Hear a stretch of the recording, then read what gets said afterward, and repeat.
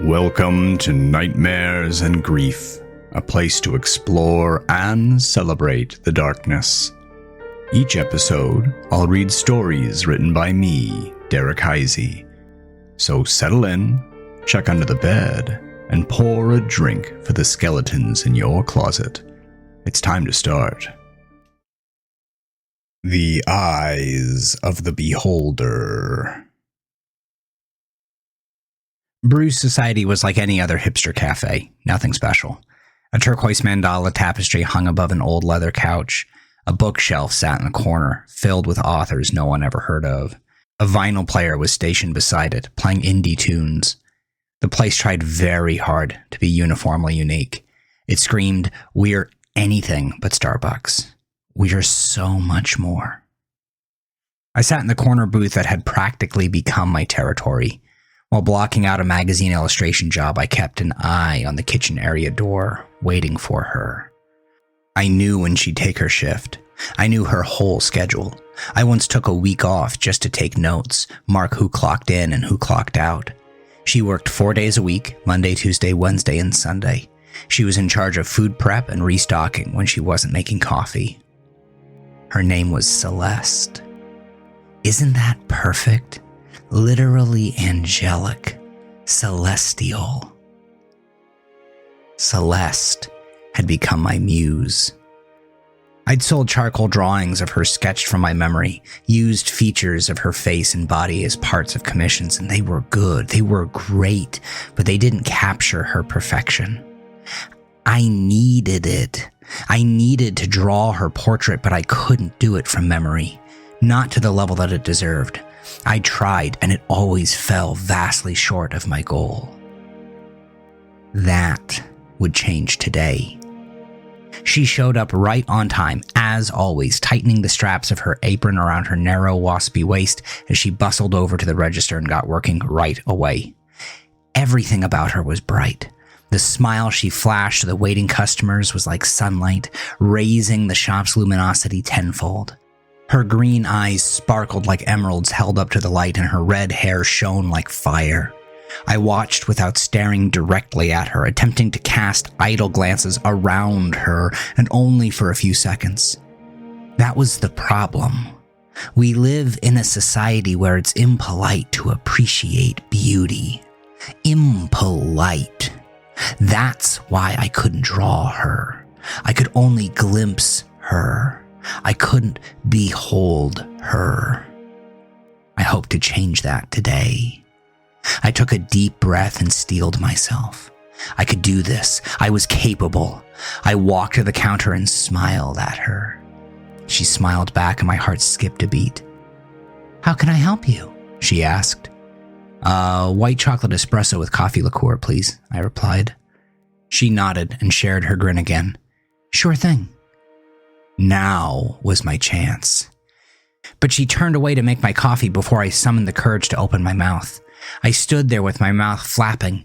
Another barista approached. He smiled. "Can I help you?" I nodded to Celeste with my chin. I had a question for her. Unease overtook the barista. He seemed to study me in the moment before he made a decision. "Hey, Celeste," he called over his shoulder. "Got a second?" "Sure." She approached the barista and followed his gaze, landing on me with uncertainty. She looked between us a couple of times before cracking a confused but beautiful smile. Tucking a lock of hair behind her ear, she said, What's up, Tim?" I envied Tim. I envied how he was able to look at Celeste without fear of reprimand, how easy it must be to behold and cherish her beauty. Tim gestured to me. "This guy has a question for you." Celeste turned her gaze onto me, and my heart flummoxed again. I'm an artist," I began, holding up my sketchbook to prove it, "and I'm working on a commission piece, a portrait that I think you'd be a perfect subject for." It was only partially a lie. It didn't feel bad to tell, not to get what I needed. She looked at Tim, who gave me another uncertain look. I'll pay you," I stammered. She smiled again, but It wasn't so beautiful this time. "I'm flattered," she said, "but I'm not interested." The air rushed out of my lungs and the world seemed to drop out beneath me. I thought for sure that the sketches would have proven my validity, verified my intent. Did she not think I was good enough to capture her beauty? I flipped through my sketches to show a portrait of another woman I'd drawn, one that I was particularly fond of. She nodded hastily. "It's very good, but I'm still not interested." I had one last idea in my portfolio that I'd brought, and my fingers searched for it before I had a chance to stop them. It was a bad idea, and even as I pulled the drawing out, I knew that the likelihood of it backfiring was greater than the chances of it succeeding. Desperation clutched my will, however, and I pulled out 2 drawings. One of Celeste, and one of her eyes. There were more than a few beats of silence. Celeste's face was open with shock, but her eyes betrayed the smallest iota of fear. "Who?" she began, blinking. "Who is that?" It's you," I stammered. I sketched you from memory, but it's just not good enough. It doesn't capture your essence. You." Celeste stepped away from the counter. "You can't capture me," she said. "I'm not a thing to be captured." My gut dropped into my bowels. I fumbled my words. That's not what I meant. I'm not a freak or anything. I'm an artist. I'm an artist and I just appreciate your art." She cast a quick look at her coworker who nodded and stepped up beside her, crossing his arms. Celeste said, "I think it's better if you leave now, sir." "No, look, you've got it all wrong. I'm not a weirdo. I'll pay you." That seemed to make it even worse. The other barista shook his head. "No, I think we understand perfectly well. It's time for you to leave, sir." But I'm an artist." Celeste pulled her phone out of her pocket. "I'm going to call the police," she said, eyes focused on the screen. The other barista moved around the counter, approaching me. I raised my hands and backed away. "Okay," I said. "Okay, I get it." I went home, dejected. Sitting at the desk in my studio apartment, I tried to push through and draw. I tried working on the comic I'd been hired for. I tried working on some commissions. I even tried doodling for inspiration, but the experience at the coffee shop had put me off so badly that I couldn't focus. I threw myself onto my bed and stared at the ceiling, studying the lines and the molding and the strokes of the paint. I couldn't get my mind off of Celeste. In the paint, stipples congregated into crude approximations of her face. In the shadows below the sconces, I saw her hair. She was everywhere. She lived in my head. She lived in my heart. I lay there for hours, pining, haunted by her, until later that evening. I had an appointment with a group of other artists. We met weekly at a central coffee shop, not Celeste's, though I had tried moving it there, and sketched together, worked on projects, and commiserated. It was an anchor, and I hadn't missed a meeting in 3 years. As much of a pit as Celeste's inconsiderate, selfish, misguided fear had put me in, I would not allow her to keep me from my companions. So I packed my sketch pad and pencils, hopped on my bike, and went to Brood Awakening. The gang already had their coffee and sat in our usual corner, smiling and laughing. Jen played with the straw of her usual iced mocha while Samantha sipped her macchiato. Erin only came with water. She didn't think caffeine was good for creativity, which we all said was patently false. And there were some new faces, probably brought by Will. Will was always making new friends, but they never stuck. He'd bring new people around, they'd get their nasty energy all over our space and then leave like a drive-by. I wanted to boot Will from the group, but didn't have a way to convince the rest of the group, so I tolerated him. I was late, so I didn't have a lot of time to socialize before we began. I took a seat next to Davey, my closest friend in the group. He asked if I was all right. He said I looked terrible. I replied with a weak smile and said I was fine, just wasn't sleeping well. Beside us, Jen looked at me sidelong. We did our usual exercises to warm up. Sammy had an app that randomly generated a prompt that we'd sketch out for 10 minutes. Then we'd pull out whatever we were working on and get to it. Can you guess what I drew? Of course you can. I drew Celeste. Her shapes were burned into my memory, and my hand had sketched her so many times that I could have done it with my eyes closed. She haunted me. I only ever drew her at the coffee shop, our spot, or when I was alone because the experience felt too intimate to share in a public space. But here I was, drawing her here because I needed to. I needed to get good enough that I could capture her essence. Not to possess her, but rather to behold her. When the session was finished, everyone sat back and remarked that they hadn't gotten any good work done. This was the typical routine. It's what artists do, after all. Whether consciously or not, they always downplay their own work as a defense mechanism against criticism. But, of course, they showed them. And of course, they'd drawn beautiful things. They were only sketches, to be clear, but I glimpsed the awe in some of the onlookers and knew that if they'd been given the opportunity, they'd talk about how good it all was, how magnificent our drawings were. A true artist would know they were nothing special, perhaps the start of something beautiful, but presently flat. What was more interesting was the interpretation of the prompt. It had been 3 randomly generated phrases, a noun, an action, and a location. Today, it had been enchiladas, shouting, and haunted house. Patently ridiculous, but the things everyone came up with were amazing. An old woman rolling tortillas into a stoneware dish in a rundown kitchen, specters all around her, their mouths open. Another, a group of elementary school kids shouting over a D20, a boy with a stain on his shirt emerging from behind a DM screen.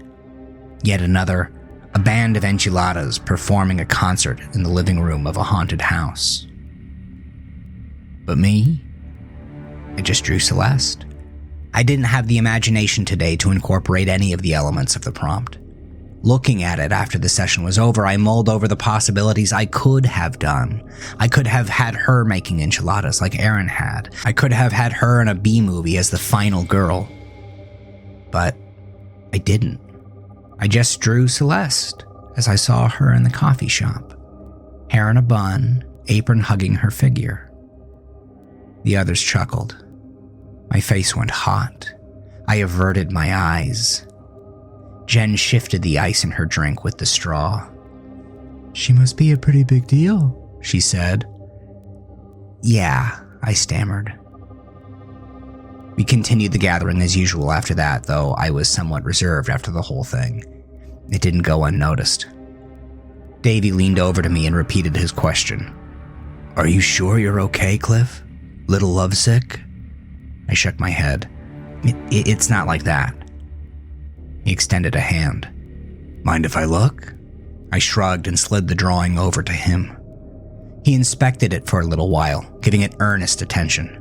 Then he said, "You always try to capture the reality of the outside world as perfectly as you can, but what about your imperfect inner world?"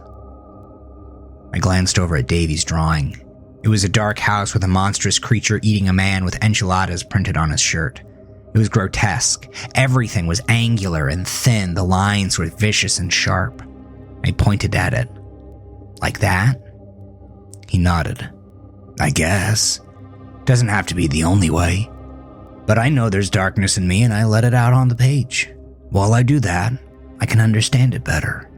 The darkness isn't going anywhere, so it's better to be friends with it and tame it than to suppress it." He frowned and shook his coffee. "Empty. I'm gonna go get another one." He rose from the seat and put a hand on my shoulder. "Just because you have darkness doesn't mean you have to be it." I took out my pad while Davy got his coffee and started sketching mindlessly. I didn't pay much attention to the gathering around me. I lacked the energy to participate socially. Jen stopped beside me, sipping her coffee, a hand in the pocket of her jeans. She must be a pretty big deal. Jen fiddled with the straw again, causing the ice to grumble. She's very pretty. I hadn't even been paying attention to what I was sketching, but it was, of course, you guessed it, Celeste. In her sketch, her perspective was held in a partial profile while she leaned over the counter in the coffee store. I was filling in the details on her eyes when Jen had made the comment.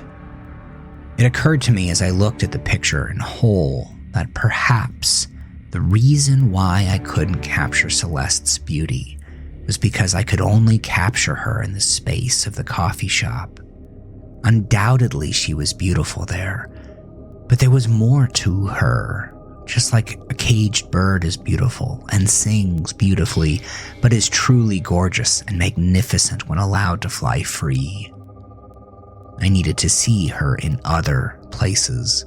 I needed to see Celeste in reality, outside the confines of a job and all its throttling restrictions. Jen hadn't moved. She stared at my sketch of Celeste, still sipping her coffee. You know, I had a subject like that. I couldn't get him out of my mind. I had to draw him. I stopped, straightening up. The hair on the back of my neck prickled to attention. Jen continued. He was gorgeous. The most gorgeous man I've ever seen.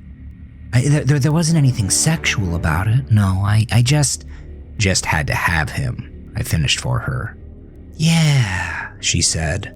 She played with the straw again, this time pulling it up from the lid so that plastic grated against plastic. You get it. I nodded. So, what did you do about it? How did you get him out of your head? I didn't, she said. Not the way you think. I got to draw him like I wanted. I shook my head. Celeste isn't willing, I explained. Neither was Damien, Jen replied. I caught her eyes. She leered at me intently, one eyebrow cocked. She waited. How, I started, stretching and stumbling over the word. How did you make that work? I was a little afraid of the answer. You're coming next week, right? It was a stupid question. She had to know I always came. I simply gave her a nod. I'll bring you some information. It'll help you out. Guaranteed. Again, I simply nodded. It was nothing to me. I was certain that she'd bring something obscene like a book about relationships and dating or a link to a friend's YouTube channel, but I would be here anyway, like I always was, so it wasn't any loss or danger for me to simply acknowledge what she'd said. Jen's line of inquiry put me in a foul mood, so I was quiet for the rest of the meeting. I didn't participate in the crit swap, which was usually my favorite part of the evening, or the casual conversation that the meetings typically devolved into at the end. In fact, the moment it was evident that we were no longer talking art, I felt as if my obligation was satisfied. I drained the last cold dregs of my coffee, packed my supplies, and got up. Davey followed me out. Hey, he called out before we parted ways outside. You'd tell me if something was happening, right? I smiled and ran a hand through my hair. Yeah, I lied. Okay, he said. His voice was uncertain and severe, and he stiffened imperceptibly. Have a good night, Cliff. Take care of yourself. He pointed at me. And let me know if you need anything. I will, I said. I thought about my bed and about getting the day over with. The group hadn't filled me like it normally did. In fact, I was hollow and weary. After a wave, we walked our separate ways. That night, I dreamt of liminality. I don't know how to explain it other than that. I dreamt about spaces in between spaces. I dreamt about places in between places. I thought about people and things sharing the same area as each other, pulling together into a swirling vortex of same and different and unyielding and unending. Everything was nothing, and nothing was everything. I dreamt of man inside woman and woman inside man, how chromosomes are the same but modified to create the bifurcation of the two. I dreamt of the old story Plato told that we are half of a sphere and that our entire life we are looking for the other half of our sphere. At first, I thought it was about Celeste, and I'll be honest, I was a little repulsed. I didn't feel that way about her in the slightest. I found her attractive, but I was honest when I said that my draw to her was purely in the artistic pull of her form. As an artist, a real artist, it's my duty to capture beauty in all its forms. That was all I wanted. I wanted to capture some of that beauty in the way that artists can and do. I wanted to keep her on charcoal the way people keep terrariums. To look, to behold. When this thought crossed my mind, the dreamscape solidified. What was once swirling blankness, nothing upon nothing else but soupy images, became concrete, as if snapping into focus. No, snapping isn't the right word. Collapsing. It collapsed into focus. The pieces of a being collapsed into each other, becoming something with the muscular arms and groin of a man, but the breasts of a woman, its face covered by shadows as it rose into the air with mighty black wings. I gazed upon the being as it ascended into darkness, disappearing into the black. My alarm clock blared, and the dream's darkness disintegrated into the light of day. Nausea striped my throat and chest. I barely made it to the bathroom before vomiting. I squeezed my eyes shut and waited for it to subside. Like all things, it faded with time. I spent the day futilely trying to work out designs. I'd thought for sure that Celeste would want massive payment, as she deserved it, so I'd taken on a ton of new work. Fortunately, most of it was inane. Logos for aspiring entrepreneurs, websites for crafty Etsy shops, nothing that demanded a ton of time or attention. But there was a lot of it, so that was the problem. Getting through it all. I'd woken up around 7 o'clock and I muscled through the day as much as I could until noon.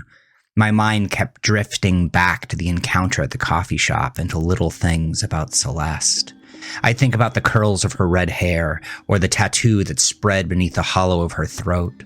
I thought about the curve of her smile and the sparkle of her green eyes. They weaseled their way into my work that day, one way or another. Maybe in the shape, maybe in the color, maybe in the mood. She tainted everything. I managed to get a logo done in about half an hour of good work on the website before I called it. I wasn't getting anything else completed today. That was it. I decided a walk would do me good. I put my earbuds in and headed out mindlessly, eyes trained on the ground, mind drifting in a sea of industrial chiptune metal.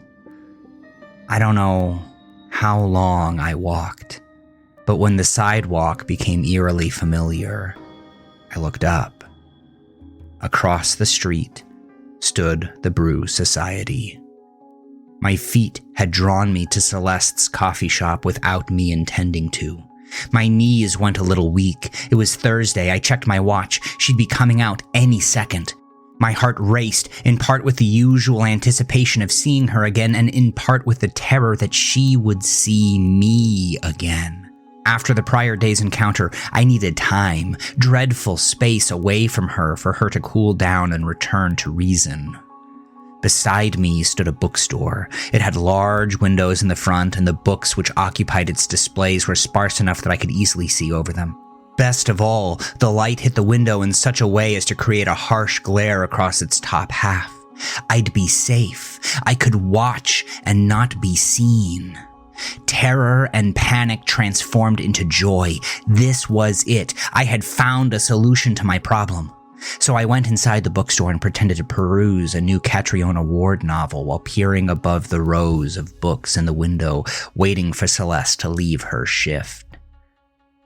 When she did, she was perfect. Without the apron and her hair let down, she was magnificent. She strode down the sidewalk, casting a glance skyward, likely to assess the approaching clouds for rain.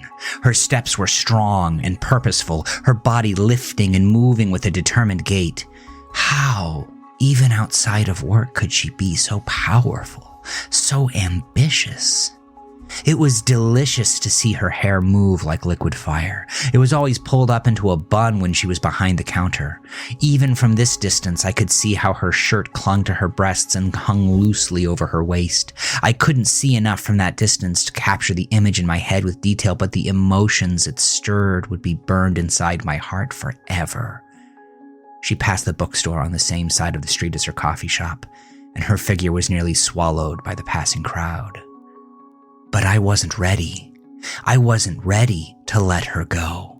I wasn't ready to stop beholding her. I put the book on a shelf and rushed out of the shop. Hands in my pockets, head averted downward, I tracked Celeste. I wished I had a hat or something to cover my face, to hide my shame, but I had what I had, and I wouldn't let this opportunity go to waste.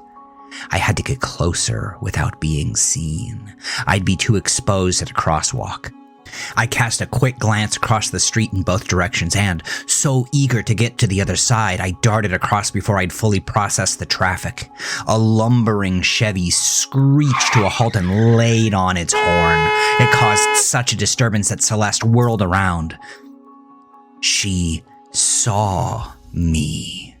Holding up a shaky hand, I crossed the rest of the street, trying not to look in Celeste's direction while still peering at her out of the corner of my eye.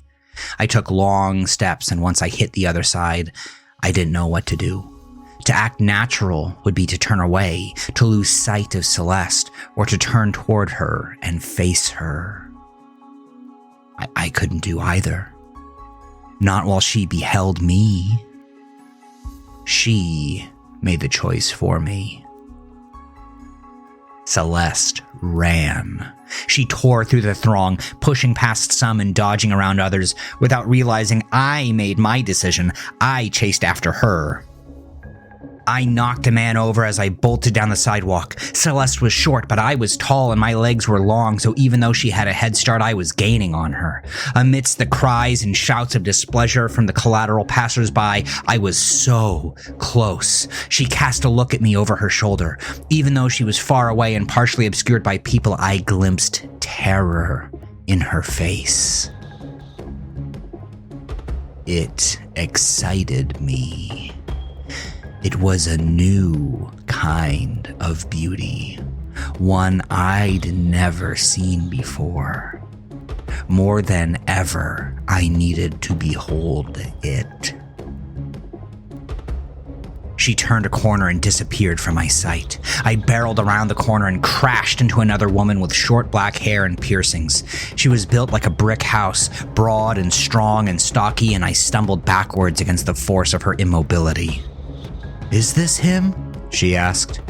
I looked around, trying to figure out if the question was directed at me. She glowered, staring me down like a Doberman glares at an intruder, but the glare was meant to hold me aloft, keep me at bay as she addressed someone else. Celeste. Celeste stood beside her, or rather, behind her, like the woman was protecting her.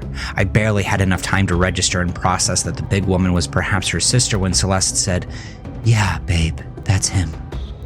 The woman grabbed me by the shirt and jerked me close to her. I stared dumbstruck into her dark brown eyes and could smell her breath as she growled, "Stay away from my girlfriend, you weirdo freak, or I'll crush you like a potato chip." Then she roughly thrust me away and extended a hand, beckoning to Celeste.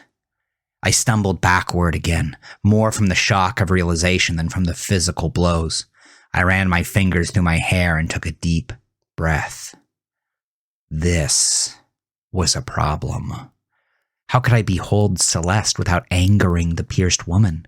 I was a clumsy spy, that much was evident. There was no way I could covertly watch her, and I was no longer welcome at the coffee shop. All appeared lost. The despair hung around my neck for the week, weighing me down. I got my work done, but it was through a shade of gray that coated my heart and my world.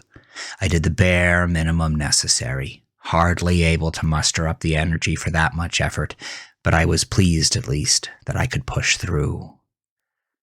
My personal projects were left untouched. What would I draw, anyway? Without Celeste, my muse was gone. I had nothing worth capturing, no beauty worth beholding. I drifted through the week listlessly until Wednesday.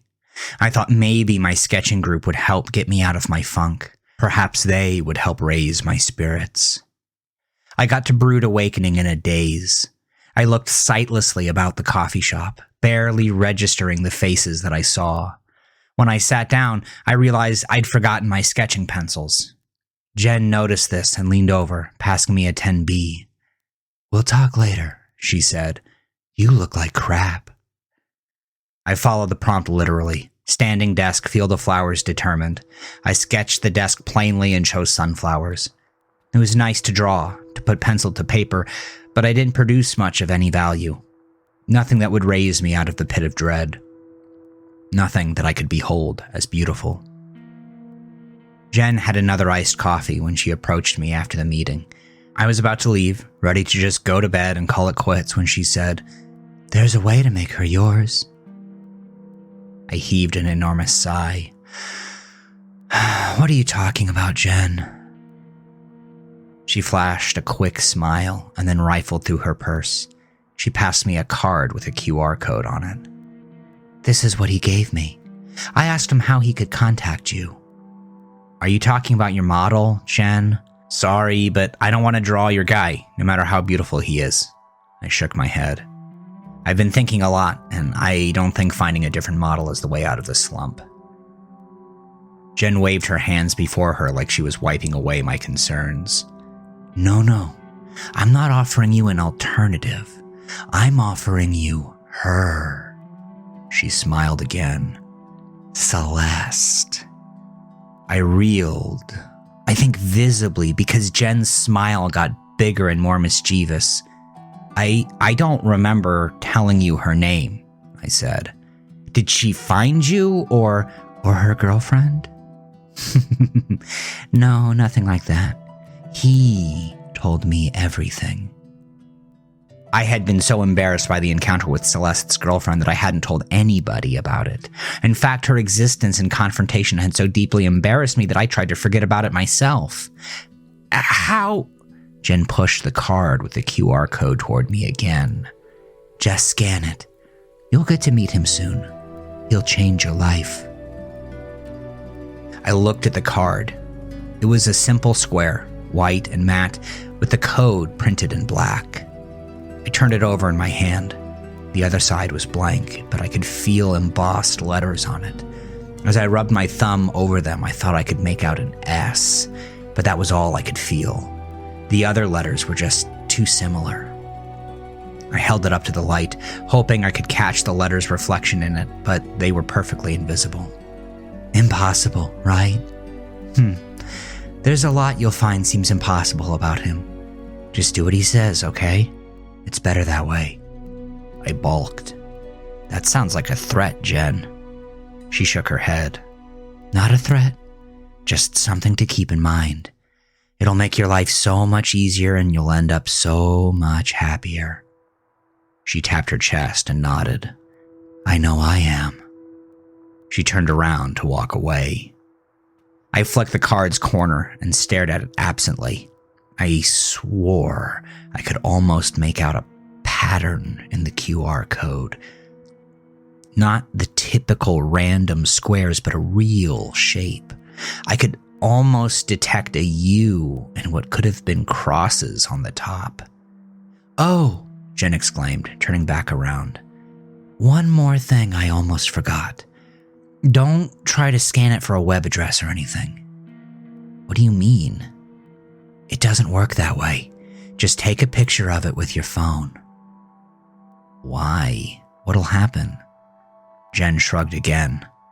"That's just the way it works. I don't make the rules." "But he does." She nodded again. "Yeah." She offered a smile that was almost tender. I think they're pretty fair, all things considered, for what you get in return. I inspected the card again, but this time when I looked up, Jen had left. Davy returned with a cup of coffee. "What was that about?" he asked. Still running my thumb over the blank side of the card, I muttered, I don't know. Davy shrugged. "Jen's a weird one." "Yeah," I said. "She is."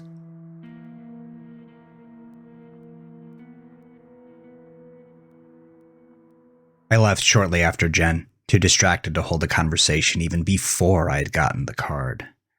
Davy didn't bother asking me if I was okay. By then, he probably knew I wasn't, but was wise enough not to push it. He stayed, flashing a peace sign at me as I left, and then returned to his conversation with Sammy. The walk back to my studio was rife with strange thoughts. I couldn't get my dream out of my head, but I couldn't understand why. Every time I arrived at a crosswalk and had to wait, I took the card out of my pocket and inspected it, looking for that pattern I'd been certain I saw, but it never emerged again from the noise of black squares.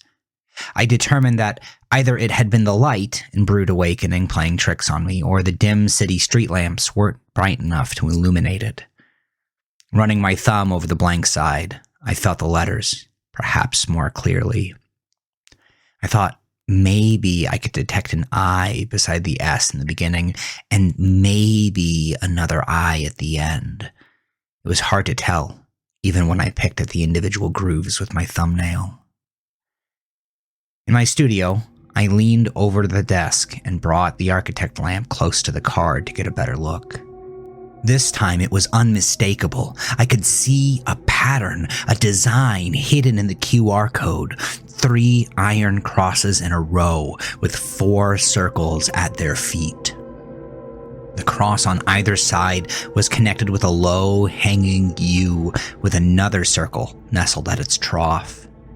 When I ran my thumb over it, I could even feel its impression raised against the paper like a scar. The embossed name, too, on the blank side was clear. In fact, that side was no longer blank at all. In shiny red ink, I saw the letters S-I-T-R-I. From a design standpoint, I couldn't get enough. I thought this was the coolest business card in the world. I wondered if there must be some temperature-sensitive ink in the paper, like those viral nails on TikTok that change color. I did a quick Google search for companies that might sell them, but turned up nothing. I wondered if this was a custom job, and if that was the case, this might go deeper than I thought. What had Jen gotten herself into? Was this some kind of multi-level marketing scam for dating? That must be it. It must be some new app, and following the QR code must download it. Maybe, I thought, it was like those apps that give you digests of books, and this one was for relationships. Sitri sounded culty. It was probably his teachings. I heaved a sigh. That sucked. Part of me had really hoped that I'd found something. I flicked the card into the trash and went to bed, disappointed and longing for solutions.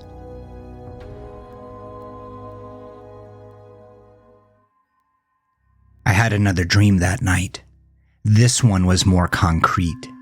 I stood in a great hall with golden columns supporting vermilion arches.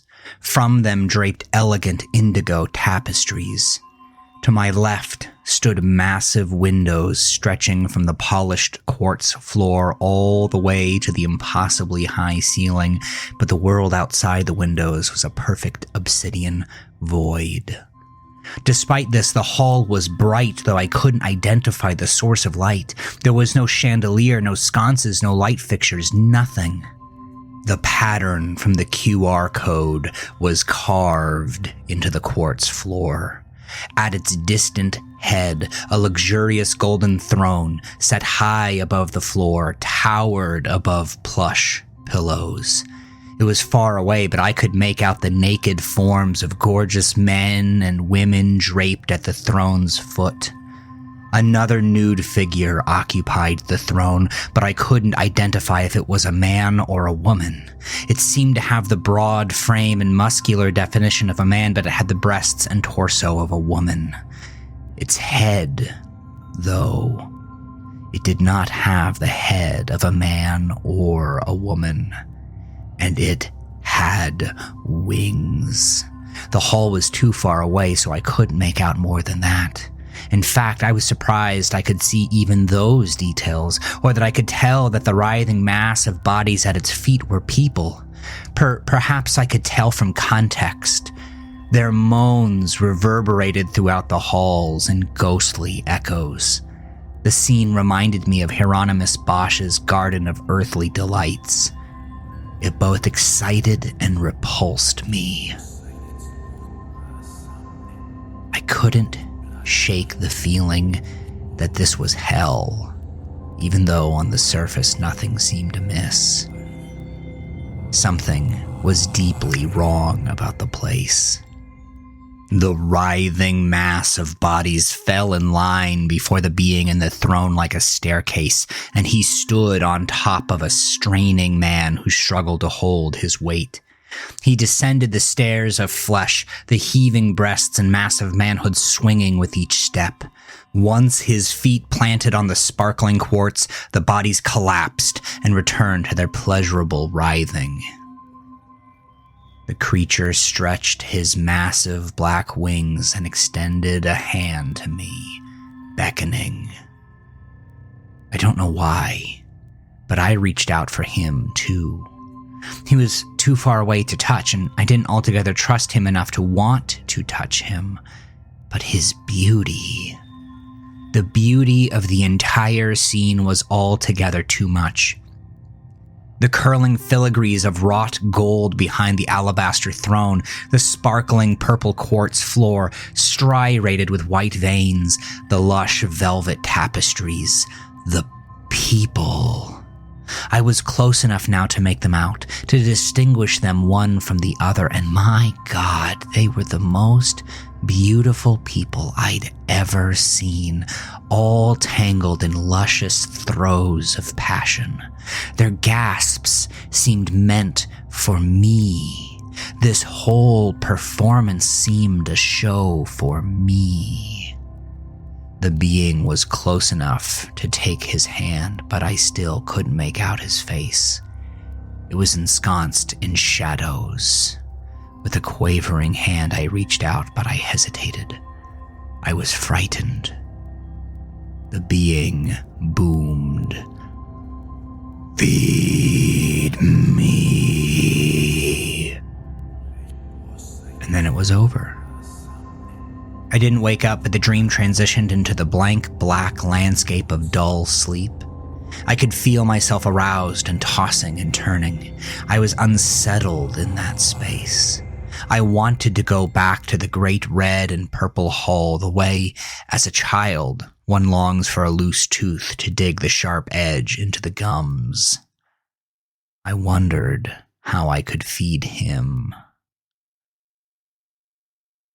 I blew off work completely and tried to draw the scene in my dream. Most of all, I tried to capture the being. It didn't take more than a few sketches before I realized that the feminine parts of him were oddly familiar to the curves I drew of Celeste, and I wondered if that was a trick of my mind or if that was truly my memory.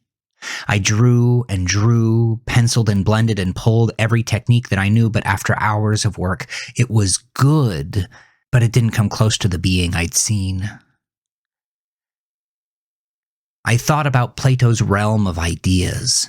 The world is broken, he said. It's a broken, incomplete copy of reality, like shadows cast on the wall. There exists a realm of perfect form, pure thought that lays outside of our reach. In it are the ideal forms of everything: the perfect horse, the perfect paintbrush, the perfect woman. Whenever we find beauty, we are looking at the closest approximation of that perfect world. I wondered if I had a glimpse of that perfect world in my dream. I wondered if my obsession with Celeste was because she was so close to the perfect ideal that I sought her beauty to bask in its near perfection. So I tried something else. I thought about negative space and how I struggled with it when I first started drawing. I had a hard time seeing what wasn't there, so I worked to improve, focusing on negative space in all my drawings for about 6 months until I finally got good enough to understand it. I didn't use it much, but I understood it now. So that's what I tried to do with Celeste.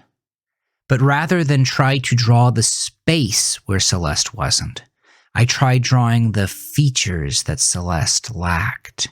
I thought about that beautiful hall in my dream and thought about what it lacked. I drew the qualities that Celeste did not have. It's hard to put into words. I filled the entire paper with charcoal, and instead of drawing the nose she had, the small button nose, I erased the nose she didn't have. It wasn't the opposite so much as the space around the form. I showed what she was by subtracting what she wasn't. I cannot put it into words. I wish I could spread the imagery into you so that you could see. Sound cannot capture the essentials of visual beauty. What I drew was not Celeste, but it was close to the essence I wanted to capture. I taped the charcoal drawing above my desk and leaned back in my chair, simply beholding the sight. I made a choice. Leaning over, I rooted around in my little wastebasket for the card I'd thrown away the previous night. I couldn't find it. Panic swelled in my chest. I was growing desperate. I sat up and wiped my face, and when I opened my eyes, the card sat on my desk where I had been working on the drawing. The QR code was gone. Only the symbol remained. I thought about what Jen had said. I had to take a picture of it, but I couldn't expect it to take me to a website. I knew now that it wasn't an app. I could feel that it wasn't a scam. It was real, whatever it was. With trembling hands, I took out my phone and opened the camera app. When I brought the card and the symbol to the camera, the symbol moved. The lines shuddered and the crosses breathed, expanding and contracting slightly. The circles beneath them seemed to spin, but without any orienting point. I couldn't precisely say how I knew that. I couldn't say how I knew any of it. It seemed to writhe and pulse without movement. It was in the form that it moved, not the substance. It seemed to beckon. Now that I was on the brink, I felt a sense of apprehension. Did I really want to continue?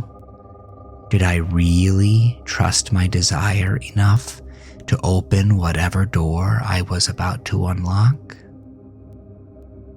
For beauty? Yes, I was. I would do anything for beauty. I snapped the photo. It didn't happen immediately, but something shifted inside of me, like a gradual shifting of dunes in the desert. I could feel a change unlock inside of me. As I drew, I was aware that I pursued beauty, but simultaneously something vicious grew, slowly revealed as the sand covering my heart was blown away. I drew through the whole day, illustrating the great hall of my dreams, the being that resided inside it, the writhing, perfect bodies at his feet, and most of all, Celeste. I drew until my hand cramped into a rheumatoid claw I could barely open. I drew until my charcoal stick was a pinky-sized nub and my eraser was black and misshapen. I'm not sure when I passed out, but I could almost feel it happen as if I were observing it. I think I was leaned over the dozenth drawing of Celeste, my face so close to the paper that I inhaled charcoal dust, and my eyes grew heavier and heavier. I slipped in and out of consciousness, still drawing Celeste in my unconscious journeys. The two worlds seemed seamless, blending into each other so perfectly I couldn't distinguish one from the other. They were the same. The unconscious was the conscious. The thought became the material. When at last I did submerge into sleep, it was in the great hall again. My bare feet flinched against the sensual cold of the quartz floor, and a warm draft licked my naked back and thighs. Unlike the night before, the hall was empty. I heard the stillness as a tension, like a cosmic string pulled tight and plucked, like the pressure of desire built heavy in my chest. I needed to release the tension. I needed to satisfy the desire. I stepped onto the narrow crimson rug running up to the throne. It was soft and plush, hugging the soles of my feet as I padded across it. The tension loosened as I approached the throne, but the desire seemed to grow. I wanted things. I wanted so much. I wanted to behold. "And so you shall," came the voice. I whirled around, assuming it must have come from behind me, but there was nothing. I shifted back around to face the throne, and in it sat the being. Its massive, beautiful black wings folded flat against the broad back of its throne. The being arched its spine away from the seat, displaying the smooth curves of its torso and the full, prominent breasts. Its legs were spread wide, framing trunk-like genitalia. It was muscular, powerful, and sensual all at once. It terrified and excited me as I traced its shape from feet to head. Its head.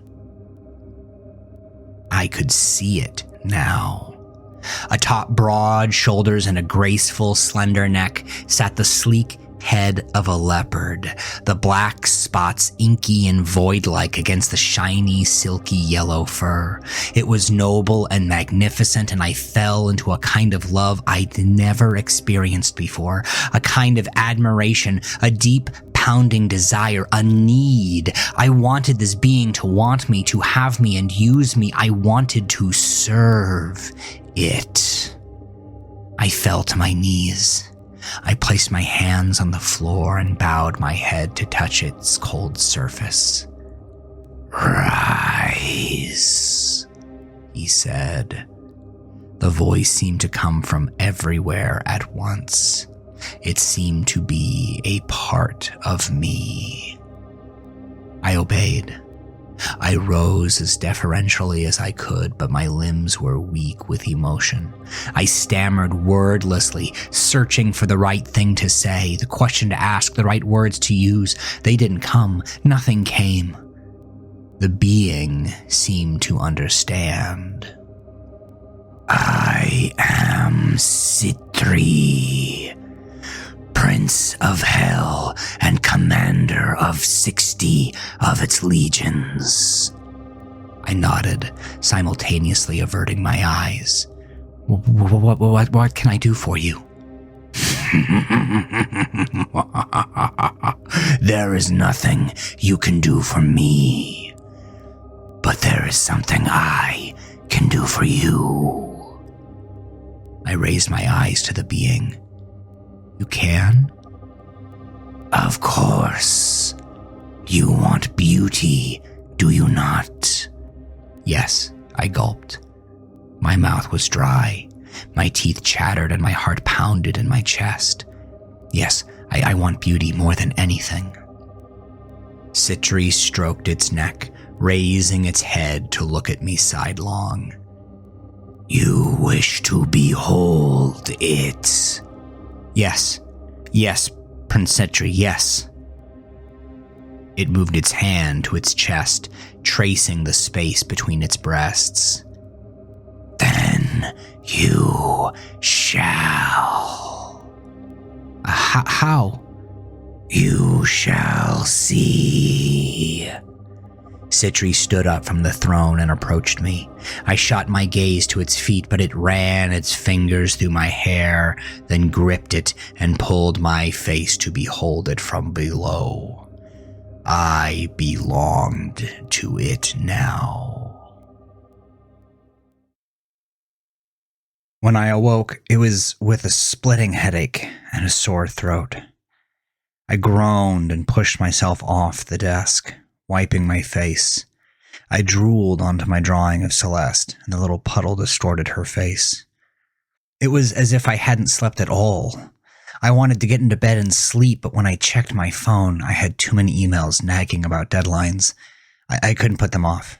I had too much work to do. I packed my laptop and my supplies and set onto the street. All I wanted was a cup of coffee, so I went to the closest shop I could think of. It didn't occur to me that it was Brew Society, Celeste's shop. I was so out of it that I'd gone there without thinking, drawn by the force of habit. I groaned. The thought of finding another coffee shop and then walking there made my head hurt even more. I needed to work, and I needed caffeine. If they wanted to start something, they could. I wasn't looking for another place. As I entered, I tried to process whether Celeste was working today. I didn't think she was, but as soon as I entered, I saw her bright smile on the other side of the counter. I quietly groaned again. This would be painful. But then, a dark rage built inside of me. I hadn't done anything wrong. I had been courteous. I was an artist. If they had a problem with me, it was theirs, and theirs alone. I wouldn't shoulder it with them. I approached the counter and got my wallet ready, prepared to throw down the cash and make a scene if I had to. But when I got up to Celeste, her expression turned to the kind of shock I hadn't expected. Her eyelashes fluttered and her lips parted. She raised a hand to her throat and then seemed to catch herself doing it, so she put her hands behind her back. Hi there, she stammered. I didn't think I'd see you again. Look, I grunted. I just want a coffee and a place to work.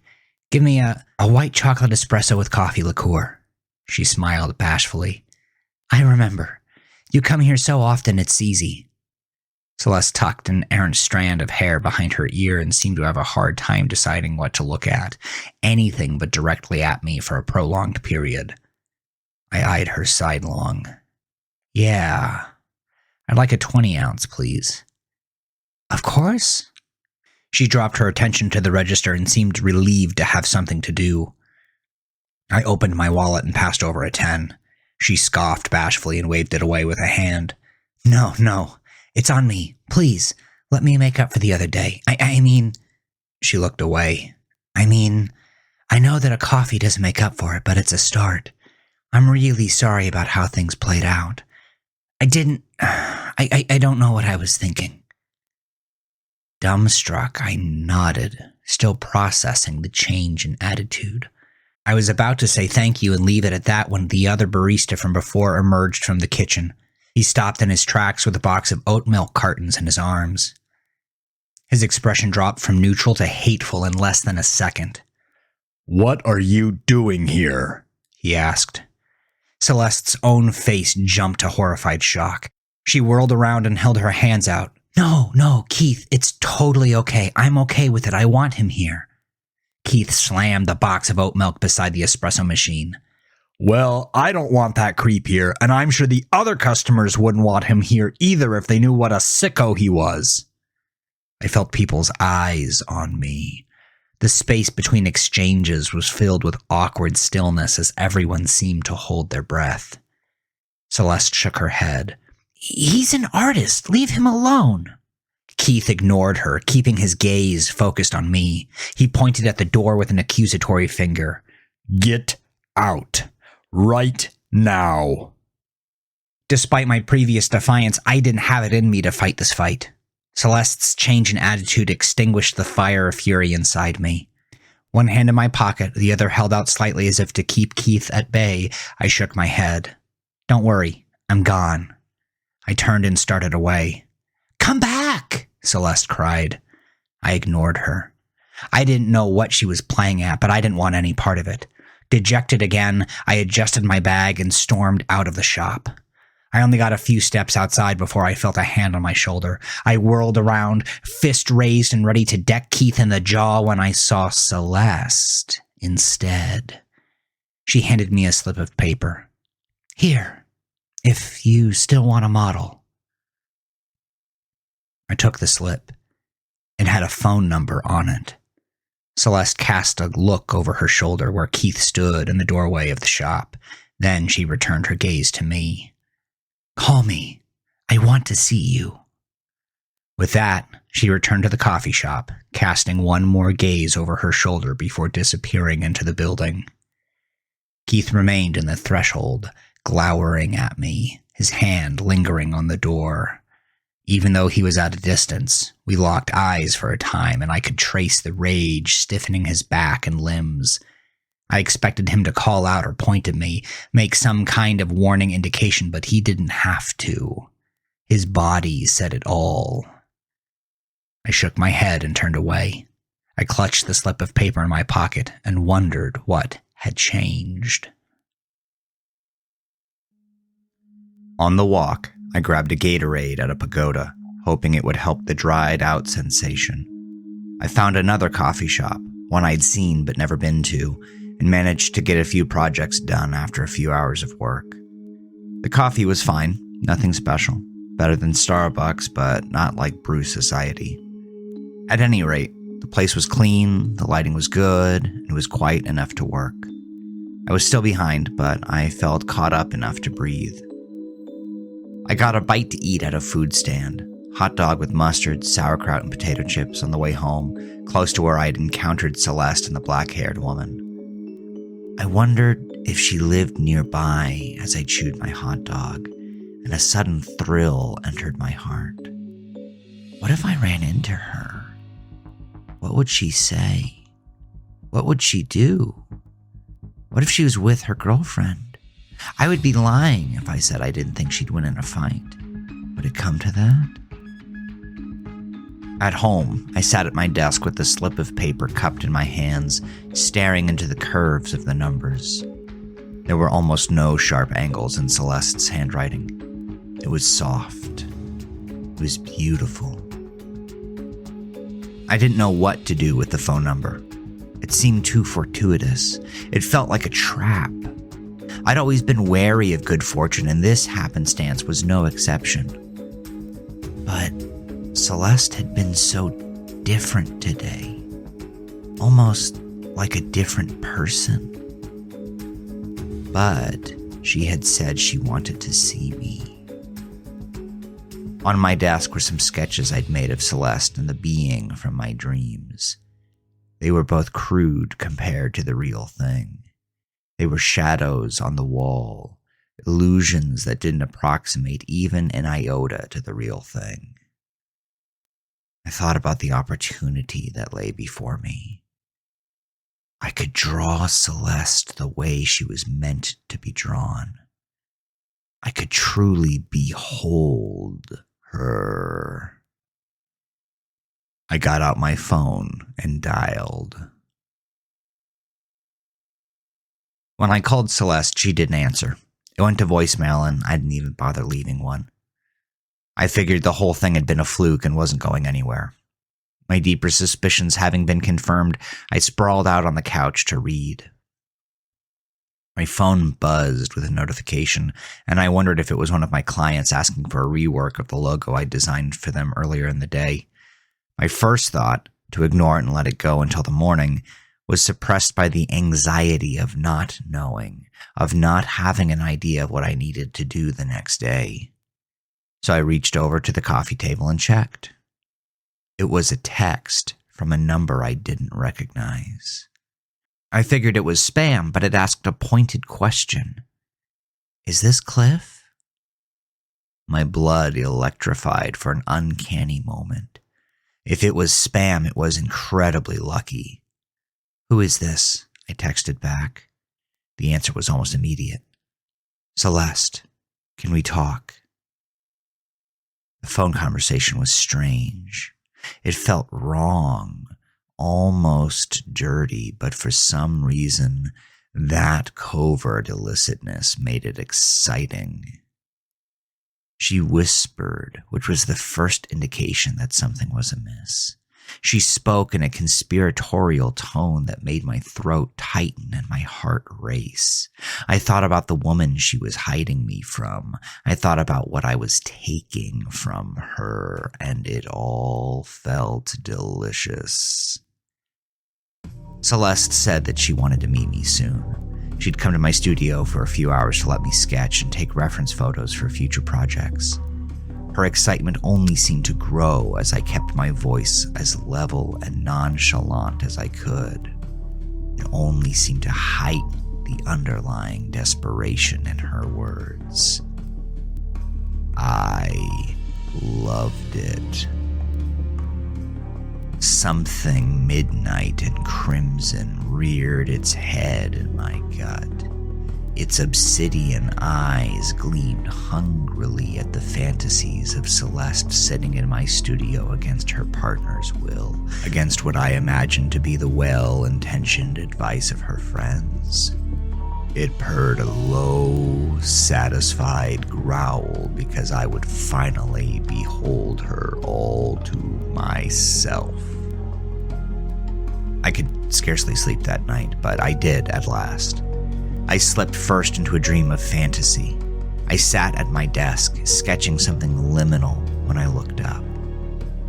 There, in the corner of my studio, sat gorgeous Celeste. My heart caught in my throat. My eyes flickered over her body, the tight jeans and cute flats, the striped t-shirt and black knitted cardigan. Her hair hung off her shoulders in a fiery waterfall of curls. I clenched my jaw and stared, afraid to stir, as if a single movement would scare her away like a wary starling. But she didn't move. She didn't even breathe. She merely sat and posed for me. On the paper, her beauty took shape. I stroked lines into the white, transferring her from reality onto the page. I brought her shape to life, whittling down my charcoal to a measly nub. She didn't move once. But when I was almost finished, I started noticing changes. I didn't quite notice at first, but her shoes disappeared. First the left one, which I only partially processed, and then the right one. Time passed, maybe minutes, maybe hours, it's hard to tell, but then both socks vanished, exposing ruby red toenails. Then her cardigan went missing. It seemed like every time I looked up from my paper after filling in a detail, she lost an article of clothing until, at last, she sat before me, naked but covered by her own body. The midnight crimson beast roused in the pit of my stomach. It sighed and snarled. I stopped drawing. I gaped at statuesque Celeste. I didn't know what I wanted. I didn't know what I wanted to do. Feed me. The voice came from everywhere, but especially behind me. I whirled around, but only found my bed. When I turned back towards Celeste, she wasn't there. What had once been a sensation of dark red pleasure electrified into yellow fear. My hands trembled and I caught myself gasp. The lights in my studio flickered. The air grew hot and humid like breathing steam. I stumbled off the stool and looked stupidly around the studio. There wasn't anywhere for Celeste to go. I called out to her, but my words hit the air like a padded wall, absorbed, devoured. Behind me, someone chuckled. It was dark and musical like plucked cello strings. I spun around so fast I tripped over my own feet and fell backwards onto the floor, facing my bed again. Celeste lay propped up on the bed, hair flung over half her face and partially covering a wicked smile. She let her head loll to the side, her hair sliding down her shoulders, and her smile grew greater. "Feed me, Cliff," she said, only she didn't say it. When she opened her mouth, Sitri's voice emerged. I tried to get away, scrambling backwards to escape, and Celeste shifted on the bed onto all fours. She crawled toward me like a predatory animal, that wicked smile still slicing across her beautiful face. Even in my terror, I was in awe of her beauty. Every glistening line tracing her body elicited a fearful excitement. I wanted to break her and love her at the same time. And her eyes. If I thought they were perfect before, now they were luminous, literally glowing with golden light. Those perfect orbs burned like emerald fire as she crawled toward me on her hands and knees. But the veneration only lasted a few moments. In the flickering light, her eyes illuminated the dark studio with a bright viridian gleam. But whenever the light went out, her eyes illuminated something sinister. It wasn't Celeste. Whenever darkness descended upon my studio, her body morphed into something with wings. Wings and a leopard's face. "No," I cried. "No, no, no, no, no. You must feed me, Cliff." I backed into the door, trapped, nowhere to go. I screamed, "I don't know what that means!" Sitri was upon me now. He towered above me and the lights flickered faster, clicking loudly until the bulbs exploded, descending the room into darkness. Out of the inky abyss, Sitri said, "Let me show you." From every corner of the room, from the slots between the window and the sill, from the gaps between the door and the frame, from the cracks in the wall and ceiling, a faint red light glowed. It illuminated a fog rolling across the studio floors, and the air's density thickened. I choked on it, coughing.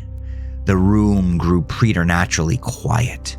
All ambient noise, all the sound you know exist but don't listen to anymore, was sucked into a vacuum. Time slowed to a halt as even the fog stood still. Sitri uttered a sinister chuckle.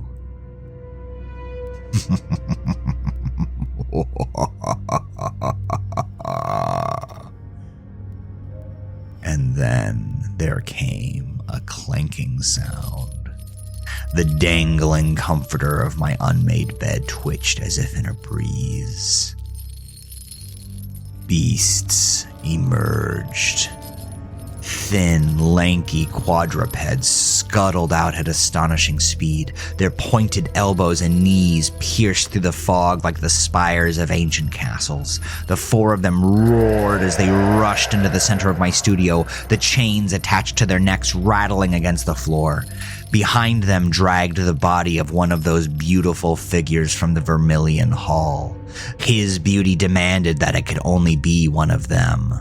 He screamed between inconsolable weeping, thrashing against his barbed wire bonds. The creatures deposited him before me and pinned him down, cackling, tracing the curves of his muscles with long, pointed tongues, dripping saliva onto his flesh.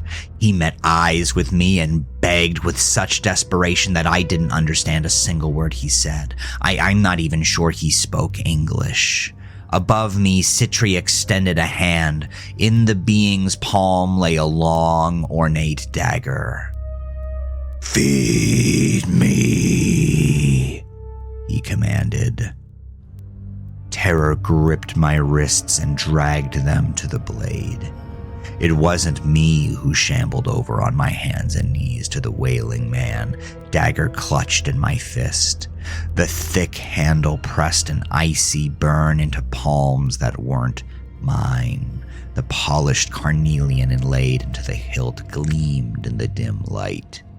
Before me, the man's eyes reached the blade, and he convulsed on his back like a flailing fish. Babbling pleas poured from his mouth, and he wept. Oh, how he wept.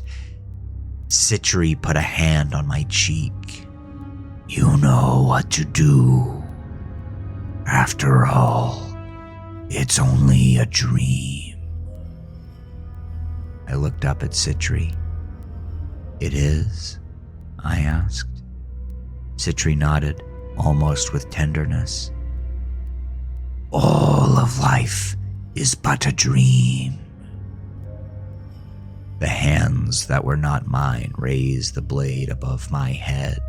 I gazed into the man's wet eyes and recognized a terror I couldn't possibly understand. "Perhaps I'll miss," I mused. "He's moving so much." But I knew I wouldn't. I knew the blade would find its home in his heart. I realized with horror what I wanted it to do, and it did. It found purchase in the man's flesh again and again, chuckling happily, wetly as it sunk into his chest, belly, and shoulders. The blood splattered onto the floor, then rose into the air like glistening red amoebas attending a joyful ball. They idled without direction for a few moments as if confused, and then moved toward Sitri. The being extended its hands and opened its mouth wide. Then wider, and then wider still. Sitri's feline jaw stretched like putty, its chin reaching its chest, and received the beautiful man's glistening blood. I returned my attention to the man. He had stopped moving. He had been so beautiful. I had destroyed something gorgeous. The midnight crimson monster in my loins purred. Pleasure and disgust filled me like oil and water in a jar. I'd been gripping the knife so tightly that my hand ached. I opened my hands as if the handle were white hot. It clattered to the floor. I caught myself smiling and, mortified, tried to stop. I ran an unsteady hand over my face as if to reset my emotions. It didn't help. Beauty, I realized. That's what Sitri wanted. The being wanted beauty as sacrifice. But what do I get? Why should I do it? To behold, and for satisfaction. I looked at my hands. I could still feel the warm blood on them, even though the being had drank every last drop. Satisfaction? I asked. But I already knew the answer. It had always been there, waiting for me to find it. The midnight crimson monster. I had always run away from that savagery, maintained that I wasn't that kind of person, that everyone must have those urges, and that they were remnants of our prehistoric ancestors, vestigial desires that had once kept us alive.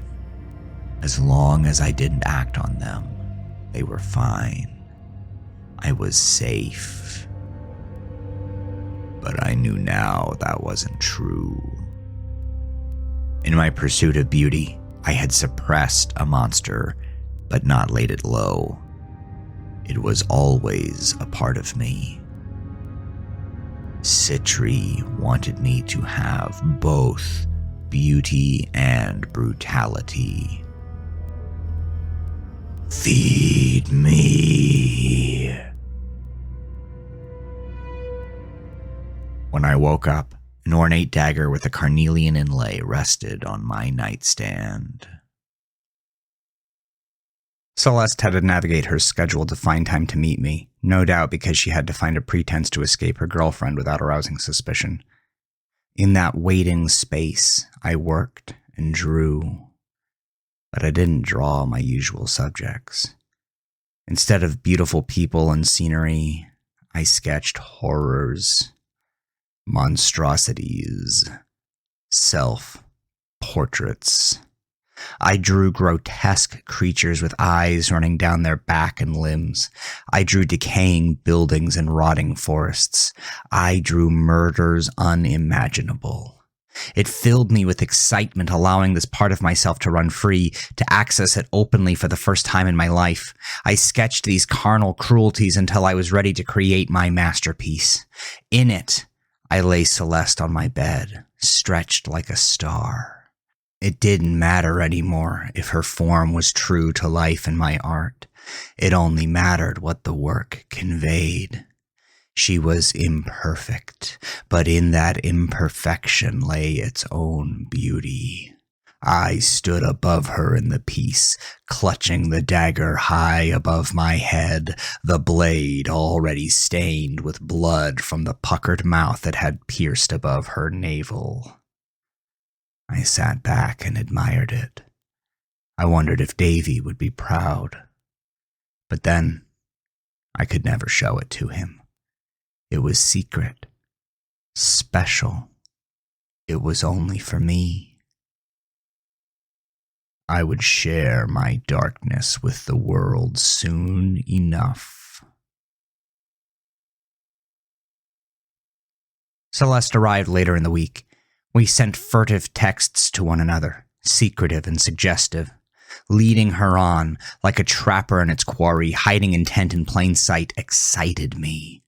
Often, when I responded to her texts, the saliva was thick in my mouth, my breath came quick and unsteady, and my hands shook. I couldn't wait. It was raining when Celeste arrived at my studio. She buzzed in and I made her wait until she buzzed a second time. I didn't speak to her on the intercom. I just unlocked the door.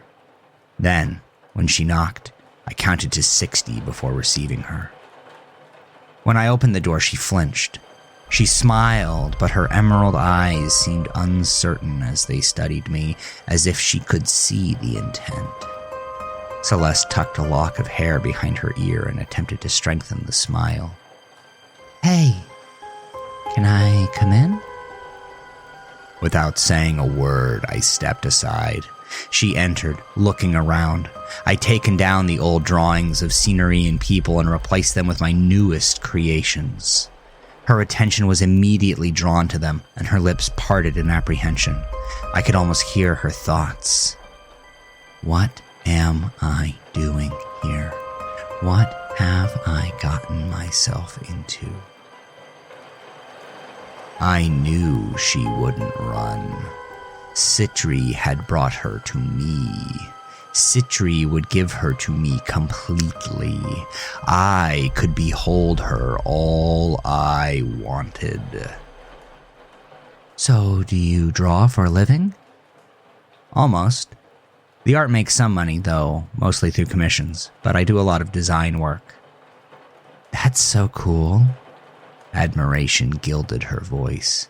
Pride swelled in my breast. I thought, if only you had said yes before, you could have seen all this and known me then.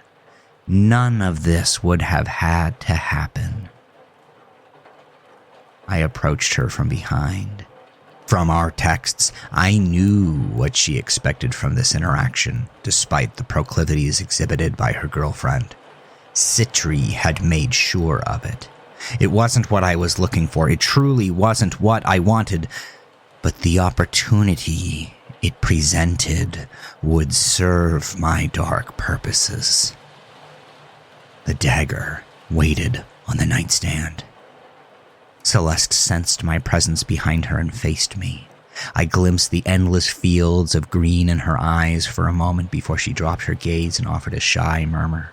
She placed her hands on my chest and studied my shirt as she rubbed it. "I have never done it like this before. I don't know where to start." I put a hand on her cheek and stroked it with my thumb. "We can start slow. I leaned in for a kiss, and she closed her eyes. She looked so peaceful. Something inside me snapped. A spell cracked in half.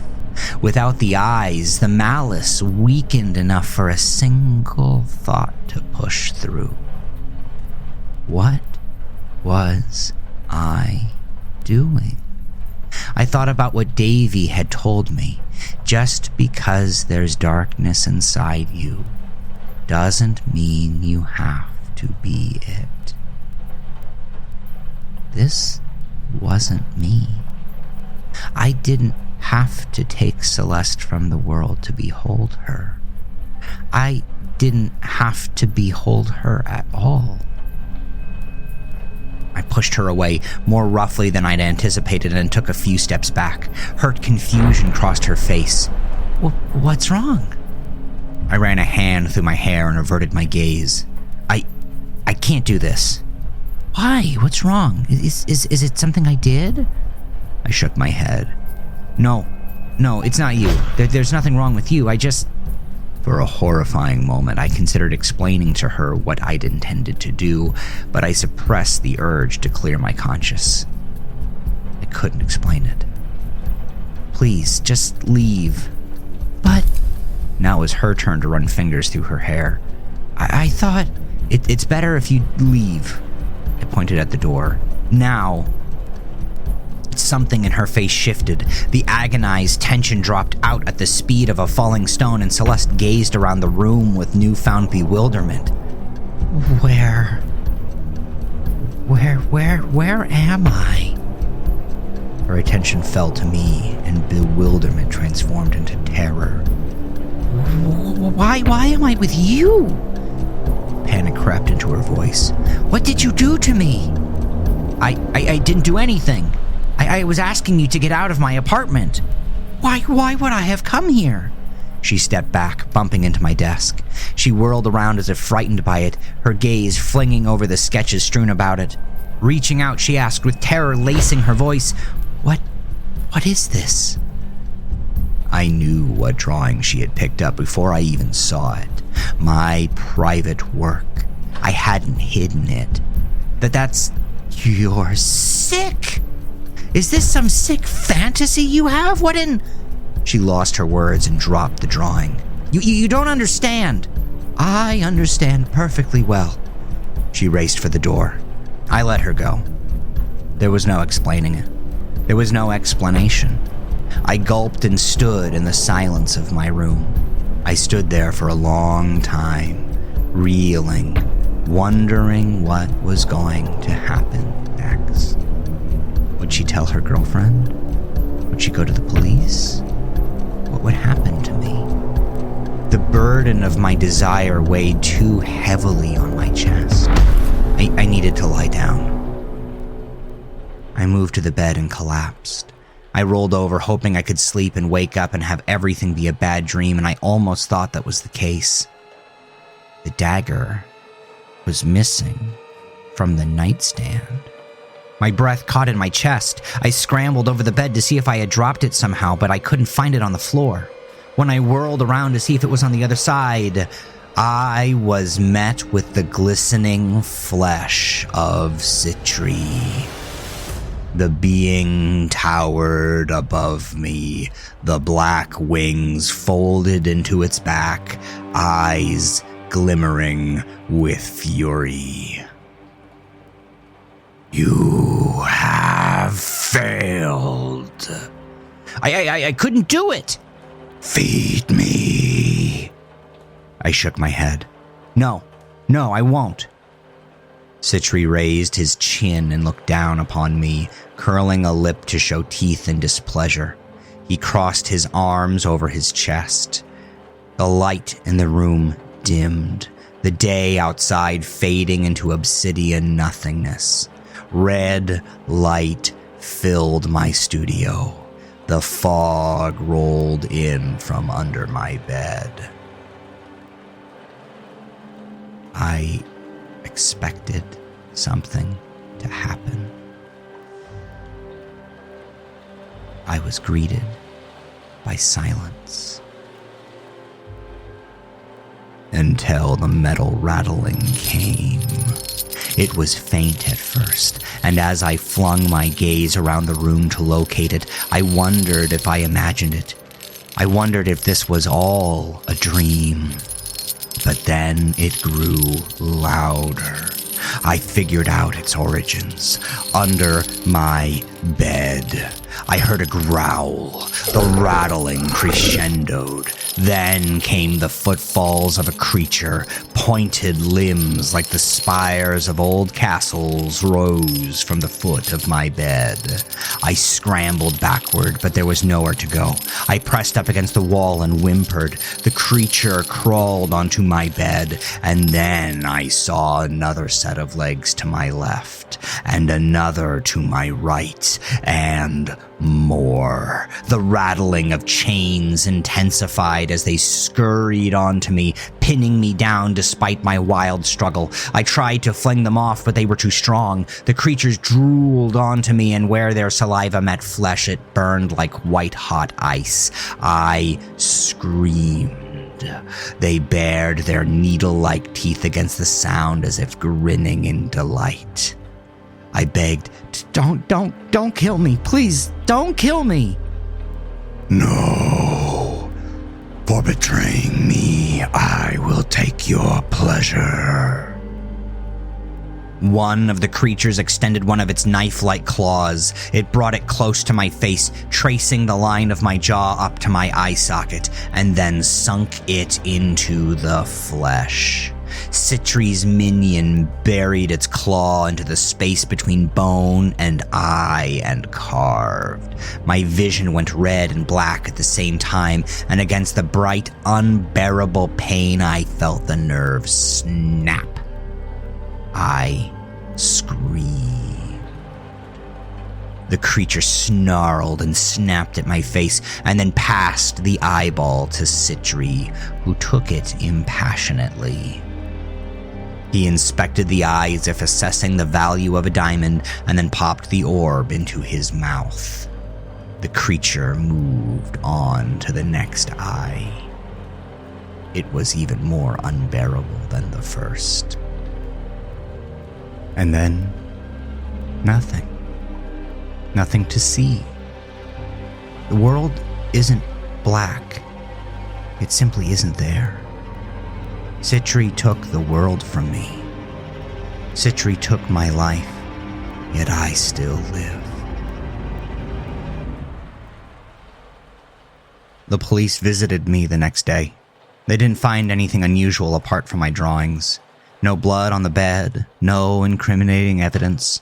They were shocked, of course, to find that I was blind. One of them asked how I could draw. I stammered that I was merely a collector. The drawings weren't mine. I don't think they believed me. I could hear it in their voice. They left shortly after. After all, how could a blind man abduct a woman? I figured out how to use the voice features on my phone to tell Davey what happened, but he couldn't believe a word I said. Why would he? I barely believe it myself. If it weren't for my wound, I could have dismissed it as a dream. Davey thinks I'm hiding something, that I got into some kind of trouble, I think. He stopped speaking to me. I don't know how to cope with this new world. I don't know how to live or where to go. I've lost everything. So here I am, beholding the world with empty eyes.